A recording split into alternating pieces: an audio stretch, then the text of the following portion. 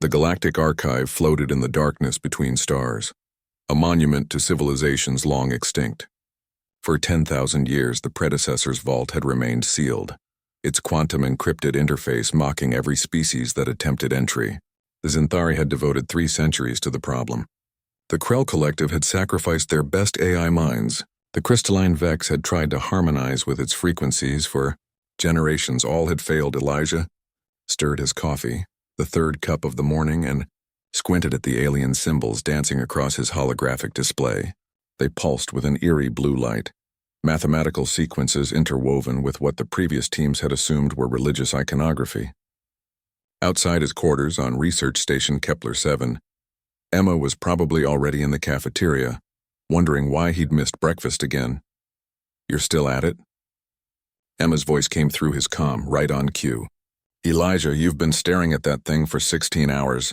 17, he corrected, taking another sip. The coffee was terrible.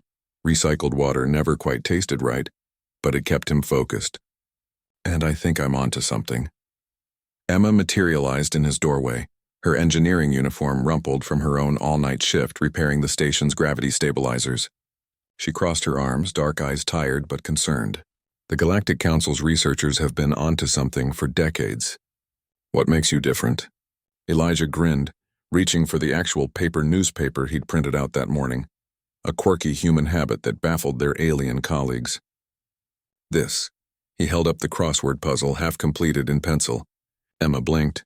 "You're cracking a 10,000-year-old alien code. With a crossword puzzle?" "Not just any crossword puzzle," Elijah said, his excitement building. "Look, everyone's been approaching this like it's pure mathematics or quantum mechanics. The Zinthari tried brute force computation. The Krell used probability matrices. The Vex tried to sing to it, for crying out loud. And they're all thinking too linearly." He pointed at the alien symbols. "These aren't just equations. They're wordplay, puns, riddles. The predecessors weren't just intelligent, they were clever. There's a difference." Emma moved closer, studying the display. The symbols seemed to shift and reorganize as she watched, a dizzying array of patterns. "How did a crossword puzzle tell you that?" Elijah's fingers flew across his keyboard, pulling up his analysis. 3 down, what stays in the corner but travels the world? Answer stamp. It's lateral thinking. The predecessors encoded their vault with linguistic puzzles that require cultural context, wordplay, and abstract reasoning, things that pure logic and computation can't easily replicate.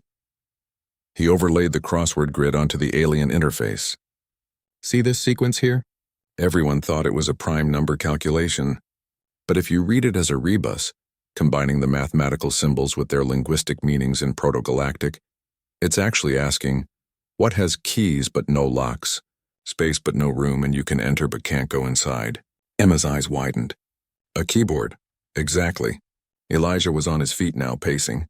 The predecessors were testing for creative intelligence, not computational power. They wanted someone who could think sideways, who could play with ideas rather than just process them.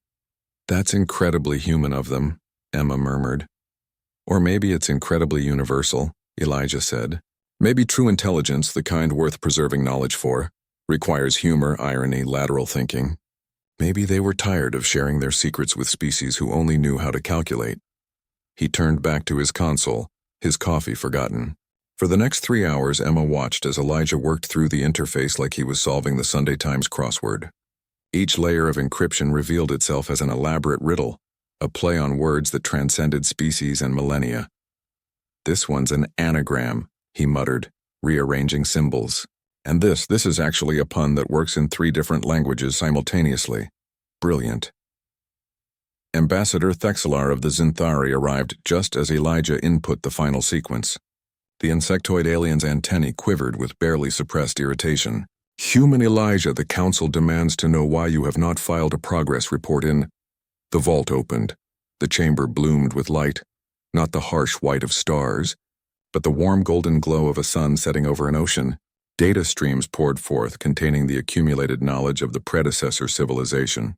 Their science, their art, their history, their mistakes and triumphs, and there, floating in the center of it all, was a final message in perfect, flowing English, though how they knew a language that wouldn't exist for another 9,000 years. No one could say. To whoever solves this puzzle, we filled our universe with logic and computation, with efficiency and precision. But we nearly lost ourselves in the process. We created this vault not for the smartest species, but for the most human, whatever form that humanity takes. Thank you for reminding us across the ages that wisdom without whimsy is just data. Enjoy the coffee. You've earned it.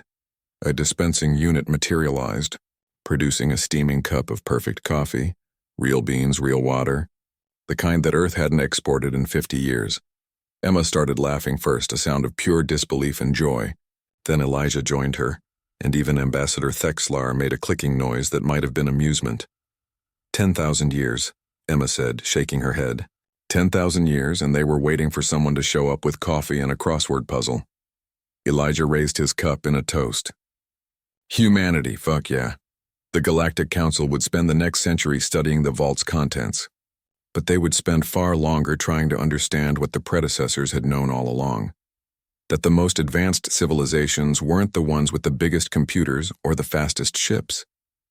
They were the ones who remembered to play, and maybe, just maybe, that's what made humanity so terrifying and wonderful to the rest of the galaxy. Not that they were stronger or smarter, but that they could look at an impossible problem and think to solve it with a crossword puzzle and terrible recycled coffee. Because sometimes, the most human thing you can do is refuse to take the universe too seriously.